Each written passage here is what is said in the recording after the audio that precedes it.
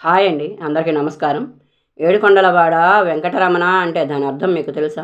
ఆ కలియుగ వెంకటేశ్వర స్వామి 7 కొండలపైన 7 పుణ్యక్షేత్రంలో కొలువై ఉన్నాడని దాని అర్థం.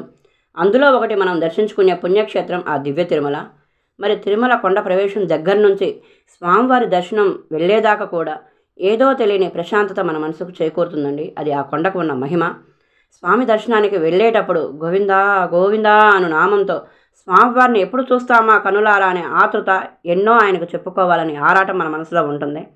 కానీ స్వామి దగ్గరికి వెళ్ళగానే, ఆయన్ని చూడగానే ఆ దివ్యమంగళ రూపానికి మన నోట మాట రాదు. ఆయన చూస్తూ అలా ఉండిపోతాము. కన్నుల వెంట ఆనంద బాష్పాలు తప్ప ఏమీ చెప్పలేము. అలా చూసుకుంటూ బయటికి వచ్చేస్తాము. బయటకు వచ్చాక, స్వామి నీకు నా కష్టం గురించి చెప్పుకుందాం అనుకున్నా, అన్నీ మర్చిపోయాను, ఏమీ చేయలేకపోయాను, నిన్ను చూస్తూ అలా ఉండిపోయాను స్వామి. మరి భక్తుల మొరలాలించే వాడివి నువ్వు, ఆపద మొక్కల వాడవు నువ్వు. మా మనసులోని చింతలు చేర్చి మమ్ము ఆదుకొని, మా చెయ్యి విడువక నీ అభయహస్తమును మాకు అందించి మమ్ము కాపాడవయ్యా శ్రీనివాస, నీ పాదాలకు శతకోటి దండనాలయ్యా అని తలుచుకుంటూ, నీకు సాధ్యం కానిదంటూ ఏదీ లేదు కదయ్యా స్వామి. నువ్వు తలుచుకుంటే ఏదైనా సాధ్యమే. దేన్నైనా నువ్వు ఆపద నుంచి బయట వేస్తావు. ఆపద మొక్కులవాడ, అండదండాలవాడ, శ్రీనివాస, శ్రీ వెంకటేశ, గోవిందా గోవింద. ఈ గోవిందనామం ఒక్కటి చాలయ్యా మమ్ము నీ దరి చేర్చడానికి. మరి మా మనసులోని ఆవేదన తీర్చి మమ్మ ఆదుకోవయ్యా తండ్రి.